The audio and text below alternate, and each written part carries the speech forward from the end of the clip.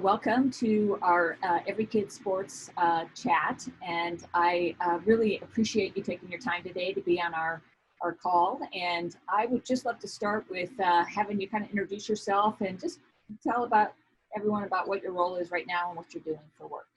Yeah, you bet. I'm based here in Phoenix, Arizona. I'm actually a rare native of these lands, but I'm very proud of that.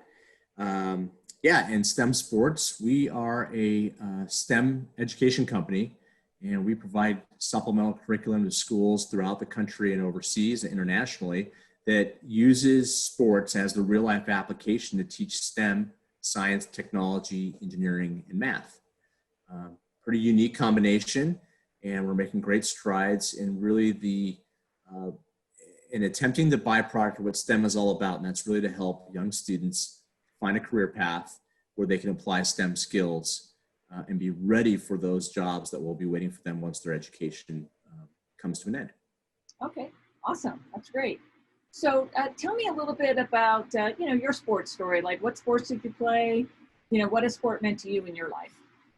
Yeah, I mean, I trace, sports all the way back to, I wouldn't say vividly, but I recall when I was 5, I had an older brother, and so I definitely followed in his footsteps 100%. He was very athletic himself and played Little League baseball.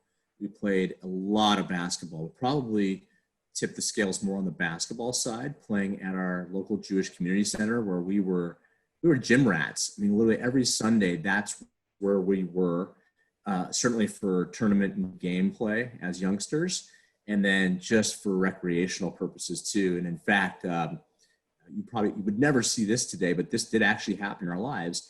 The Phoenix Suns, and again, this was Phoenix Suns back in the 70s, was the only game in town in Phoenix.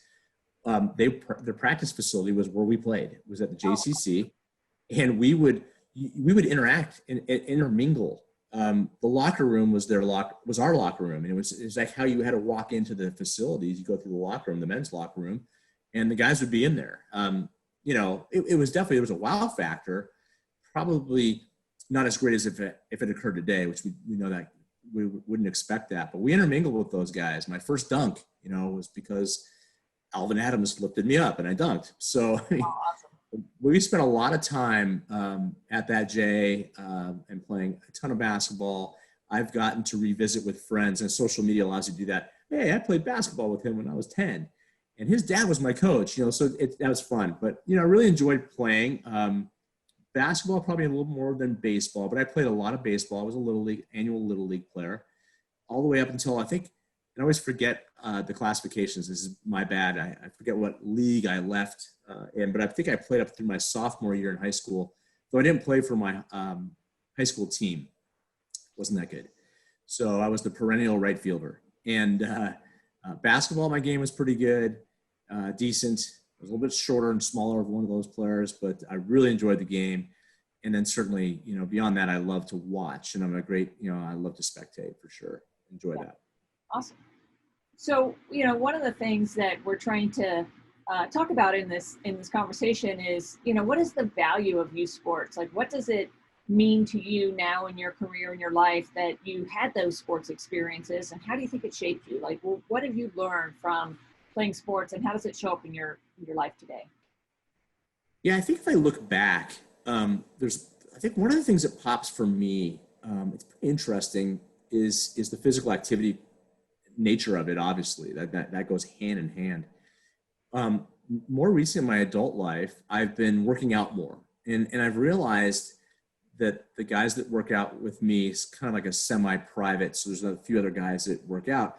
I've realized that they actually played high school sports, which meant they were in the gym a lot, which meant they worked out on a regular basis. And because I didn't play high school sports, I wasn't in that type of routine until later in life, much later and into my adult years. And I really enjoy the workout now, and almost kind of look back and go, I wish I had that habit, in a sense, it's kind of a habit earlier and in my high school career.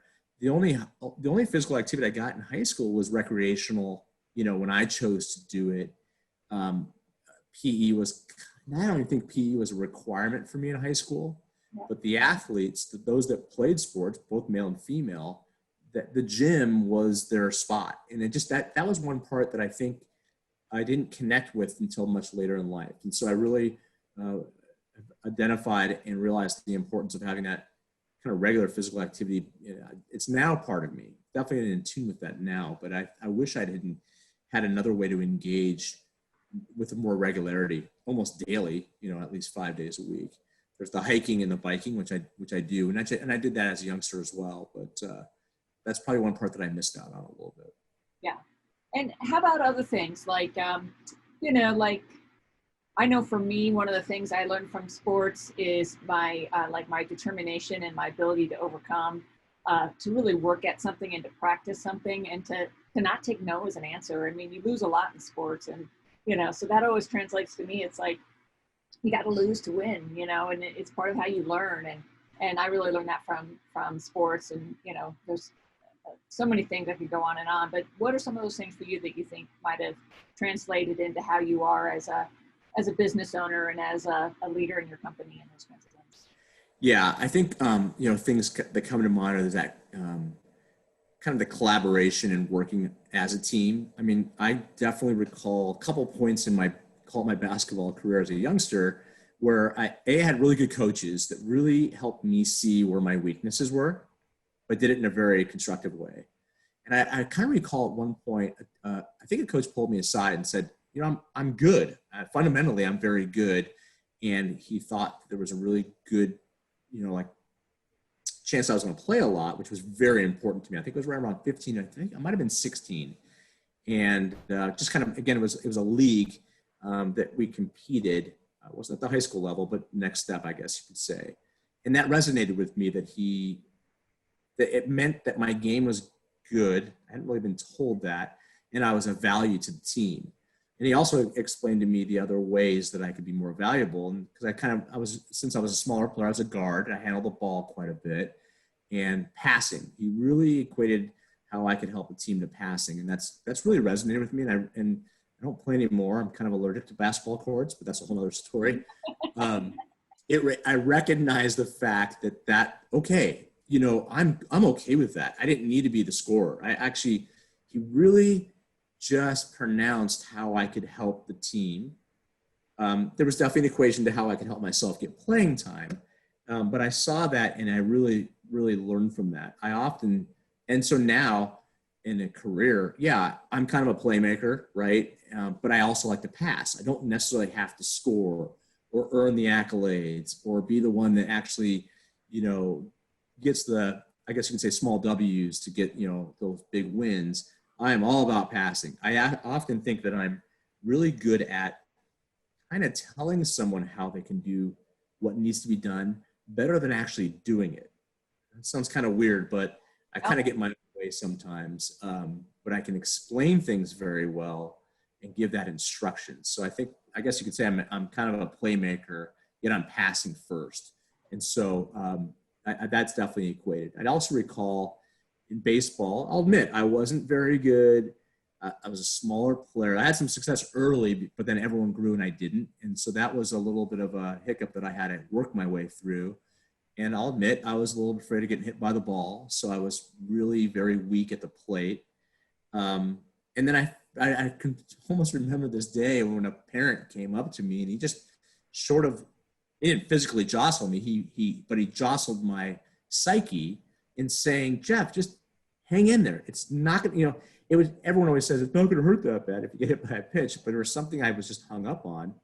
And I had a great game that day when he broke through. So, there's some effect of communication, obviously, reinforcement and just, positive reinforcement and building somebody up because you can see that they're capable of success. I saw that a lot as a player, and certainly in roles I've had in management. Now I guess what they call us a serial entrepreneur. I've owned 2 businesses, and I've realized I can boost somebody up by empowering. And so I definitely use that, and I can definitely equate that back to my earlier experiences playing youth sports. Awesome. So, where I'd like to kind of just wrap up is, when you've learned today, like 22% of kids that come from a low income family are playing sports. So that means 78% of those kids are being priced out of the game. And even with families, you know, that can afford it, there's only 44% of those kids that are playing.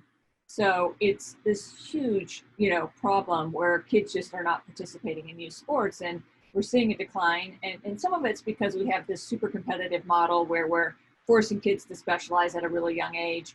And, you know, there's just a lot of kids that aren't going to be up for that level of play. And so they just kind of self-select themselves out because it's like, oh, I don't want to play, you know, at a competitive level. I just want to play rec sports. And because so many families are choosing that competitive model, all of a sudden the rec programs are having a hard time keeping up. And it's one of those things too, where it's like, oh, you're just a rec player, and they kind of look down on each other. And so we're trying to revolutionize that here. We're trying to bring back rec sports, also sports sampling, creating multi-sport athletes so kids aren't specializing too young. But what do you think about, you know, the future of youth sports? What do you, you know, I'm just, this is kind of an open-ended question. I'm not looking for a specific answer. I just would love to hear, like, when you hear those statistics, what resonates with you about that? Well, I think, you know, and I don't think anyone's any, there's no fault or how we've been positioning youth sports has been marketed wrong. I just think there's some strengths that really need to be emphasized in how to market youth sports and the value that you get out of that. Maybe some parents are equating it to just what happens on the field or court of play and not much else. And I think if we can kind of look at some of the things I even mentioned, but really the soft skills that are gained by that participation of a youth, so that you can make that the known objectives that come out of the participation aren't just, dare I say, the X and O's and the physical activity nature, but the soft skills, you know, things like leadership attributes that come out of that, collaborating with others. You know, you can kind of even go deeper into, you know, critical thinking actually occurs on the field or court of play. And so if those sort of things can kind of be marketed a little bit better, that it's just not those physical things that really kind of come to mind at first, that maybe we can, you know, we can chip away at those percentages and grow youth sports and get more participation. The other thing that, you know, sometimes the reality is there's a lot of pressure put on kids and based on their performance. And, you know, youth sports, youth sports should really be about the participation, that everyone gets to play. Certainly, again, not to overlook or take for granted the positives of the physical activity, and the fact that, and where we come from is we know that the physically active child is a better student, and so that's an important factor. So, you know, movement and all those things that come with it really do equate to better educated student, and certainly it would improve their soft skills. And I think that needs to be looked at strongly. Yeah, great. Well, thank you so much for your time today. I really appreciate it. It's great to talk with you. I've always enjoyed our relationship and our ability to talk about these things and you know, kind of dig in a little bit. So I really appreciate you sharing your experience and what's going on, you know. My pleasure, Natalie. We're big fans of all the work that you guys are doing, and we'll always stop and support all that Every Kid Sports is doing. So keep up the great work as well. All right, thank you. Same to you. We love what you guys are doing. So thanks so much. all right, thanks.